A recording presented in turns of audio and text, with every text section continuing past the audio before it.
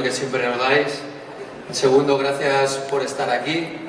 Para el club es muy importante que tengamos esa ilusión, como siempre ha dicho el presidente, de que llegamos, que estemos unidos, y eso es lo que nos va a ir dando paso a paso conseguir seguro que cosas importantes. Y como bien dice Manolo, al final Enzo ya está con nosotros. Bueno, yo me vuelvo a reiterar lo que he dicho ante cada vez que he tenido que hablar de los jugadores que han venido y que están ahora mismo en el Valencia, y posiblemente, porque así es el fútbol, de los que vendrán, que aquí hay una cosa muy importante, es gente que quiera estar con este club, con esta afición, con el presidente, con el nuevo proyecto de Peter Lim, de Lai Jun, del señor King, de toda la gente que forma el valencianismo.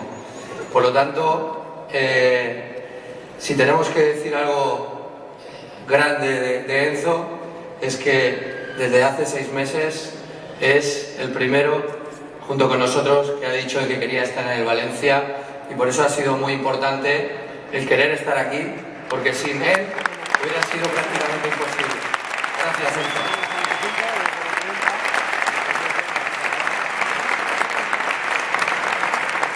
Y luego, un poco, yo creo que todos le conocéis, un poco de la parte técnica para nosotros.